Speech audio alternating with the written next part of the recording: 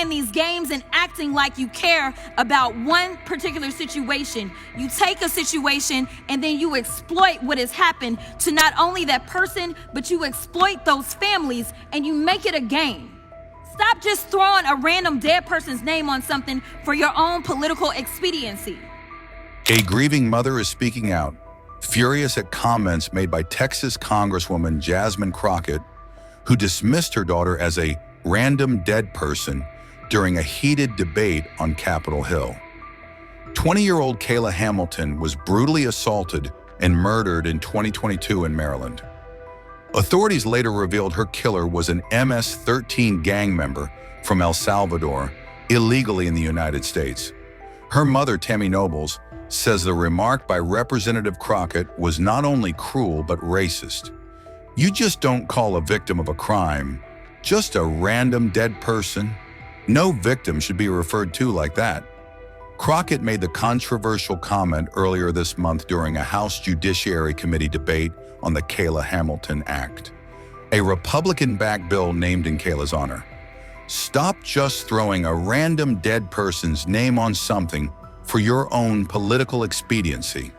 Crockett accused Republicans of exploiting Kayla's death while ignoring other victims, even referencing cases linked to Jeffrey Epstein. When we had the Democrats out there, we weren't promising anything about the Epstein files. For all I know, our DOJ was invested in making sure that they could continue to reveal other people that should be held liable.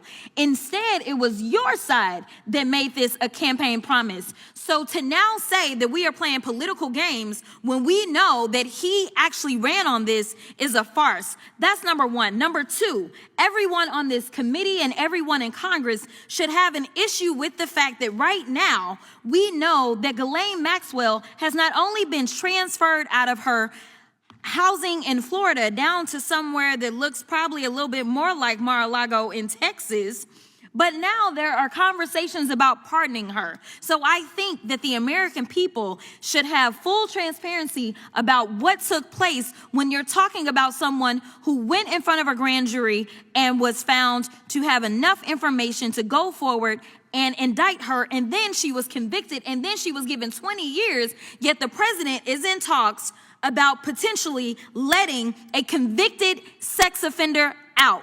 That's number two. Number three, I don't know if any of y'all took the time to sit down with any of these survivors, but let me be clear. These survivors have made it abundantly clear to us that there was cooperation at all levels of government, and they are talking about fake immigration papers. And they're talking about fake modeling agencies. For all we know, there are people that are still embedded in our federal government that allowed for this to take place, that were profiting from this. So yes, this is relevant to what we're talking about. The fourth thing that I want to say is I'm tired of y'all cherry picking one horrible event, because that's what y'all do. Y'all find one terrible situation that took place, and then you say that person's name and you wear it out and you make it political.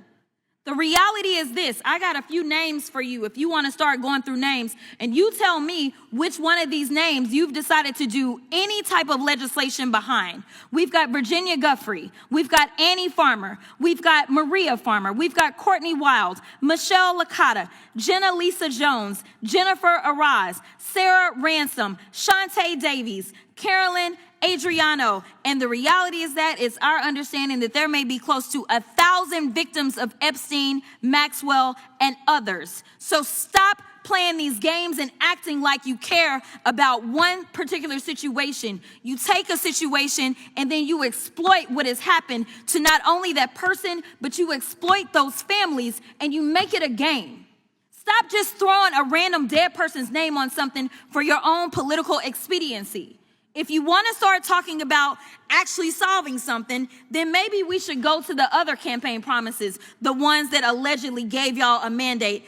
When he said he was going to lower prices on day one, yet that didn't happen. When he said that he was going to be ending wars on day one, yet that didn't happen. Where he said that he was going to save the American people, yet that didn't happen. Because as we know, in that big ugly bill that every single one of you voted for, except for Mr. Massey, because he seemingly is the only one that's got any sense over there.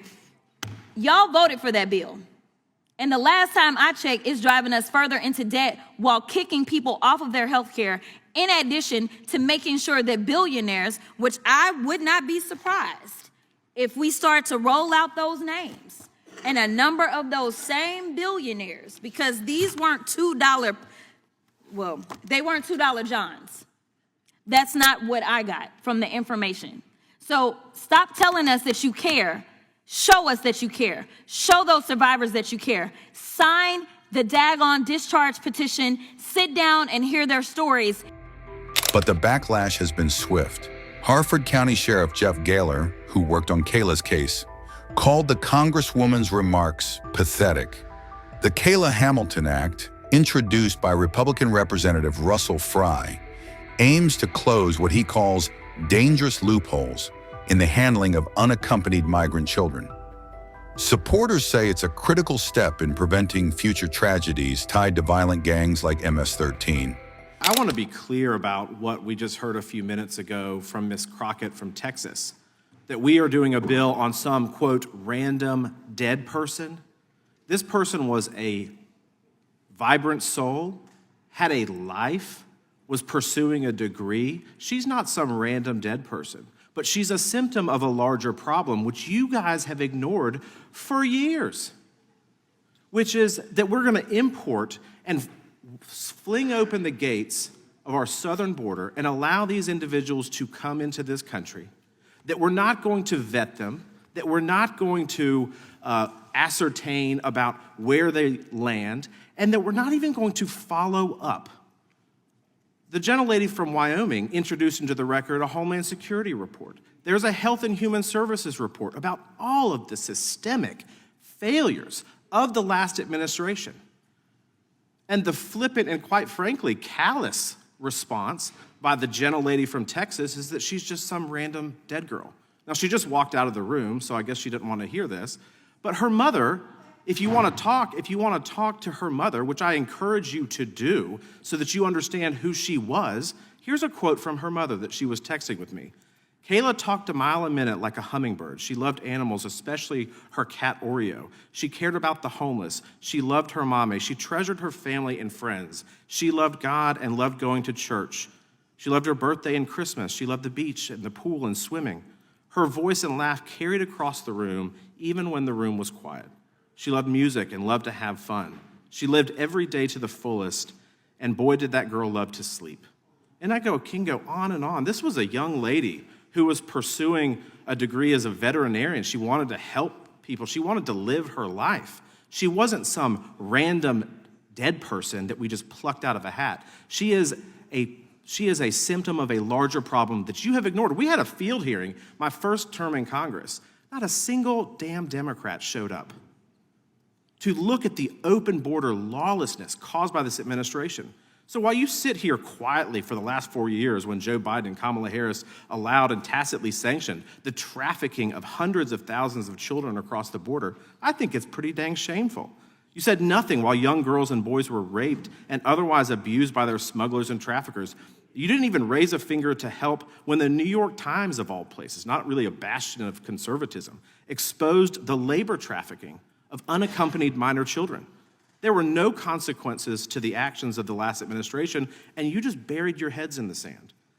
So Kayla Hamilton wasn't a random dead person. She was one of many people who have been victimized by the lawless border problems created by the last administration, and you refuse to acknowledge it, and that's shameful. With that, Mr. Chairman, I yield back. Gentleman yields back. Gentlelady from Texas, I believe, seeks recognition. Gentlelady is recognized. Thank you, Mr. Chairman. I have an amendment at the desk. Amendment to the amendment and Gentleman from Wisconsin reserves point of order. nature of a substitute. Amendment will be considered as read. The gentlelady is recognized to explain her amendment. My amendment today would strike the provision of this bill that would require the Secretary of Health and Human Services, who we know is incompetent, to conduct body examinations of unaccompanied children aged 12 and over to see if they have gang markings. I don't know what your obsession is subjecting kids to government-mandated strip searches, but it needs to stop. Now, I want y'all to take a second and really think what you're trying to force little kids to go through. This has to be the third time y'all have tried to push a bill that would give the federal government legal authority to put kids in compromising, traumatizing situations. Whether it's immigrant kids or trans kids, every chance you get, it seems like you want to force the government to look at little kids' bodies. Now, let me put this differently. You want to give some stranger, a federal government employee no less, for all of you small government folks over there on the other side of the aisle, free reign to examine little 6th or 7th graders for some obscure thing that isn't even conclusive evidence that they're in a gang. I mean, this is kind of insane. This provision is just another example of the hypocrisy coming from my colleagues on the other side of the aisle. Y'all love to talk a big game when it comes to protecting kids from harm and trauma, but the fact is, it's all an act. Because if Republicans really cared, y'all wouldn't be refusing to release the Epstein files and bring justice to the victims of human trafficking and assault. And I do want to make sure that I put a little asterisk here. Everyone is talking about how great Comer is doing and this and that. To be clear, it was an oversight subcommittee, and it was the Democrat who is the ranking member who actually brought the motion to release the files. It just so happened that there were enough Republicans on that subcommittee, seemingly more than on this full committee, that had the courage enough to actually vote with the Democrats. But let me be clear, this was Democrats leading. This was the tail wagging the dog, so I don't want y'all to forget that part. Don't go around claiming that y'all are the heroes because now there's supposedly files that are coming out. It was the Democrats that led that, just to be clear. Now, you sure as hell wouldn't be forcing kids who are in middle school into situations where the federal government is placing them in a room with a random adult, strip searching them to try to find some obscure amorphous thing. Now, I know some of my Republican colleagues here have kids. And I'm willing to bet that if your kid was going to say England and you found out some random government employee over there was going to strip search your kid to look for some tattoos or markings, you would lose your damn mind. You do everything you could to prevent this from happening and save them from that trauma. And that's all I'm asking you to do today, is to protect these kids. Spare these kids from the unnecessary trauma. Be the adults in the room today, because enough is enough. Nothing in my amendment prevents DHS or even HHS from requesting a kid's criminal record or prevents HHS from evaluating whether kids are a danger to themselves or others. What this amendment does do, however, is prevent kids from having to go through unnecessary strip searches and be traumatized for the rest of their lives. If you're really on the side of history, if you really want to be on the right side of history, then that means that you'll do all that you can to protect kids, and I urge you to support my amendment. The final thing that I will say is I stand by everything that I said before. Y'all love to cherry pick because you claim that the immigrants are the reason for crime, but you have nothing to say about white supremacists in this country. I don't remember, as we are headed to yet a record number of school shootings in this country as it relates to children, I don't remember y'all bringing bills in the names of any of these itty-bitty children. In fact, the most recent shooting, as y'all love to send thoughts and prayers, these babies were legitimately praying when they were killed. For Tammy Nobles, however, this is about more than politics. She says her daughter was a happy and energetic child, a life that mattered, and she won't let anyone, not even a member of Congress, reduce her memory to just a random dead person.